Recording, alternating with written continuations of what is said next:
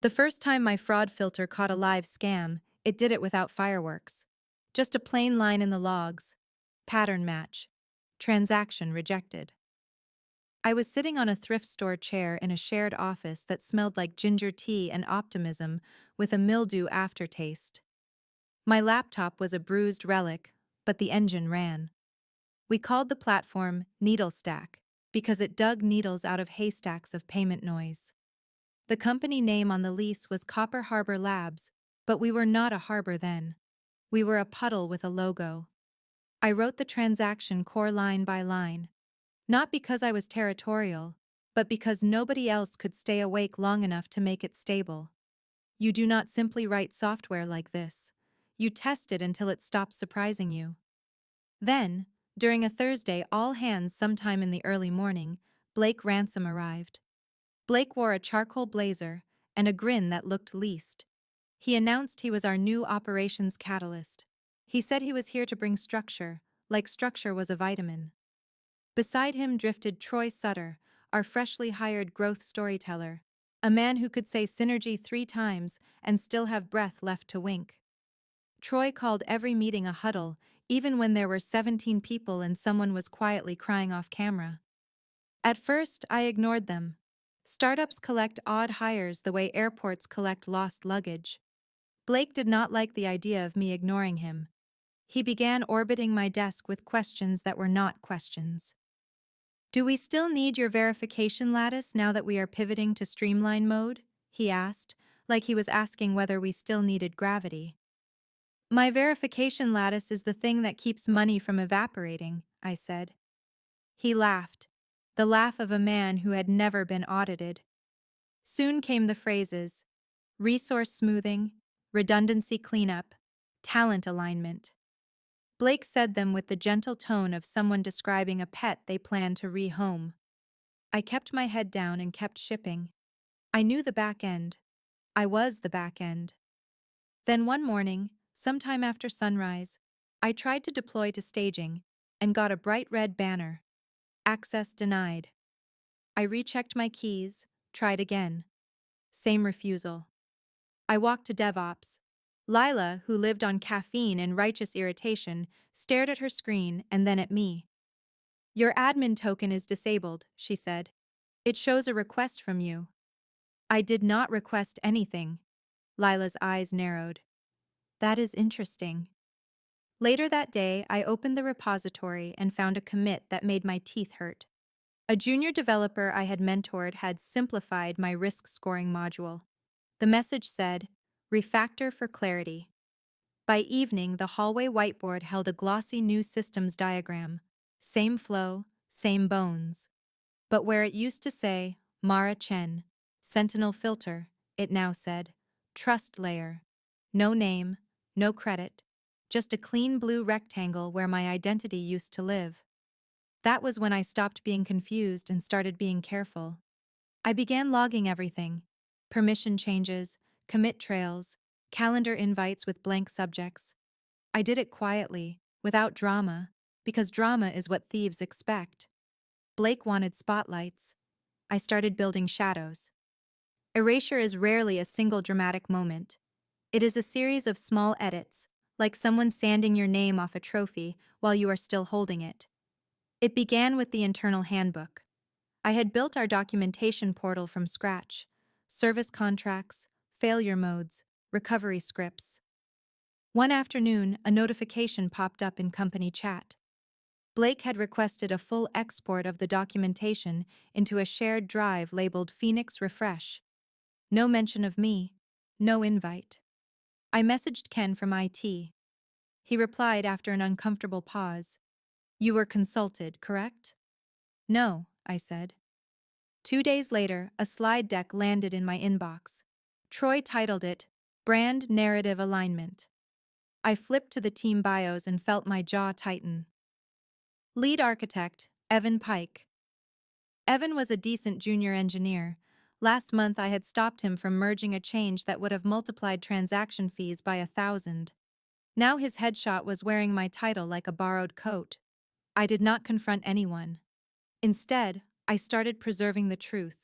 I saved design notes, change logs, and the earliest commit history that showed my signature in the foundation.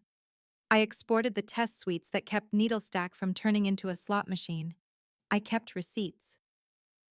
That evening, Jules Navarro from design caught me staring at the deck. "They are doing the thing," she whispered.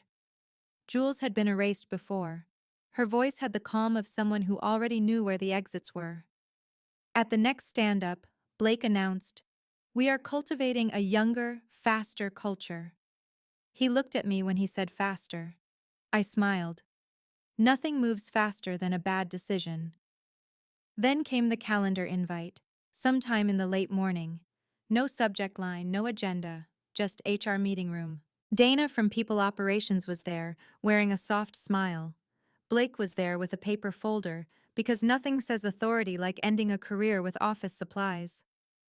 "You are letting me go," I said, before Dana could warm up. Dana nodded. "Your role has been made redundant due to strategic shifts." Blake added, "Your work is strong, but we need someone more aligned. You tend to overbuild." Overbuild. The word men use when they are frightened by competence. I asked one question, very calmly. "Are you sure you understand what you are taking?" Blake smiled like a man reading from a script. "All intellectual property created here belongs to Copper Harbor Labs." I returned his smile. "Then your product should be able to prove it." I walked out, gathered my things, and treated the office like a museum exhibit I no longer sponsored. At my desk, I saved my final changes, logged out of every system I was still allowed to access, and did one last thing. I revoked my personal origin key. It was not a backdoor. It was a safety latch I had built long before Blake arrived, a licensing handshake that verified the platform had its creator and its compliance chain intact. In development, it waved you through. In staging, it asked politely. In production, it required truth. Without the origin key, Needlestack would still start. It would still smile for demos. It would still accept applause. And then, at the exact moment it mattered, it would ask the only question Blake could not answer. Jules picked the cafe with the crooked neon sign because Jules believed ambiance was a form of protest. She slid into the booth across from me and pushed her sunglasses up like a curtain. "So," she said, "how did the execution go?" "Efficient," I replied. "They used paper." Jules made a face. "Nothing says innovation like a folder." She told me the new landing page, now called Needlestack, a fearless rebuild by a young team. My name, my diagrams, my testing harness, all replaced by a cheery rectangle labeled Trust Layer. "Are you going to sue?" she asked. "Eventually," I said. "But first I am going to let math do its job." Jules leaned in. "You did something." "I built a compliance latch months ago," I said. "It verifies the platform has a valid origin signature in production. It was meant for audits. It was meant to prove the chain of custody is clean. And now that signature is gone." "Now that signature is absent," I corrected, because calm people correct grammar. Jules lifted her cup. "To absence." After we parted, Copper Harbor's marketing ballooned. Blake appeared on podcasts and panels, smiling like he had personally invented accountability. Troy wrote captions that used the word disruptive the way toddlers use glitter. A billboard appeared with a countdown to launch day. Copper Harbor announced a live debut at the Cobalt Summit inside Northbridge Foundry, a renovated factory turned tech cathedral. I bought a ticket like any civilian. Full price, no badge, no favors. Revenge should not require credentials. Besides, paying retail makes the ending feel earned. I kept the receipt. On launch morning, I arrived early and chose a seat near the back, where cameras rarely point and important people never look. The hall smelled like new paint and nervous cologne. A giant screen looped a glossy animation of money flowing through glowing pipes. Backstage, I caught a glimpse of developers huddled around laptops, their faces lit by the pale glow of impending consequences. Blake finally walked out to applause. He wore black on black, the uniform of men who think minimalism is humility. He smiled into the lights. Today is not a product launch, he declared. It is a revolution in secure commerce. Secure. He loved that word, as if repetition could replace architecture. He clicked through slides, charts without sources, testimonials from beta users who sounded suspiciously like Troy, and a timeline that skipped the years I had lived inside the code. He said, "We rebuilt from scratch," while standing on my foundation. Then came the demo. Blake lifted a tablet like it was sacred. The audience leaned forward. The live stream counter climbed. The app opened. It looked fine. Of course it did. The latch was polite at first, the way a bouncer is polite before you try to slip past. I had named it Origin Proof because I like literal names and because I wanted auditors to find it without a treasure map. Blake tapped a button to trigger a live payment. He grinned wider. "Watch how effortless it is," he said. My pulse stayed steady. I folded my hands in my lap and waited for the system to ask the only question he could not counterfeit: origin. The first live payment looked normal for half a breath. The progress spinner turned. The audience made that pleased sound of people watching someone else take risk. Then the tablet hesitated. Blake tapped again, the way a man taps a vending machine when it steals his chips. The screen brightened, dimmed, and snapped to flat black, with white text so plain it looked like it had been written by an accountant with a grudge. Origin signature required production. Rights locked. Contact compliance. The giant screen behind him mirrored it instantly. Thousands of eyes read the message at the same time. A few people laughed, nervously, because laughter is what humans do when reality changes without permission. A reporter stood up. "Is this a security incident?" Blake's smile fractured. He rotated the tablet, as if shame could be solved by landscape mode. He cleared his throat into the microphone. "It appears we are experiencing a minor integration hiccup." He tried a different flow, tapping through screens like speed could intimidate code. Origin Proof did not care. Origin Proof was written for regulators, not for egos. The message updated, as if answering him with patient contempt. Chain of custody, unverified session paused. Export audit report. A button appeared. Export audit report. Blake pressed it. On the main screen, a report preview opened. A neat table listed component ownership and signature hashes. It was boring in the way that only truth can be boring. My name sat inside it like a nail in a designer's shoe. A murmur rolled through the room. Someone whispered, "Why is there a person's name in the audit?" Blake's eyes scanned the crowd, searching for a lifeline. When his gaze reached the back, it snagged on me. I did not wave. I did not smile. I simply looked at him, calm as a weather report. His face drained. For a moment he looked exactly like the day he arrived, except now the blazer could not hide the panic. A woman with a press badge pushed forward. "Mr. Ransom," she called, "does this indicate unresolved licensing or authorship issues?" Blake opened his mouth. Nothing came out. Troy appeared at the edge of the stage, pale, hissing advice that sounded like panic disguised as strategy. Blake finally managed. "We are updating our compliance framework." The room did not buy it. You cannot sell people a revolution and then hand them a compliance form.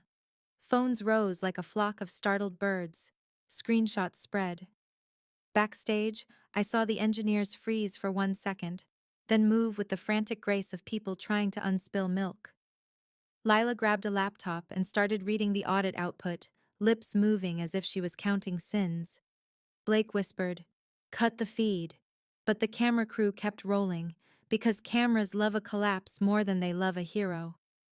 A board member stood and walked out with a phone to his ear, already rehearsing the words, "Leadership realignment." Origin Proof stayed on the screen, polite and immovable. Origin signature required. In the silence that followed, my revenge did not sound like thunder. It sounded like paperwork. I stood, adjusted my coat, and walked toward the exit. Not hurried, not triumphant, just finished. Behind me, Northbridge Foundry filled with the soft chaos of people realizing that the future they were promised came with a footnote. Outside Northbridge Foundry, the air tasted like burnt espresso and embarrassment.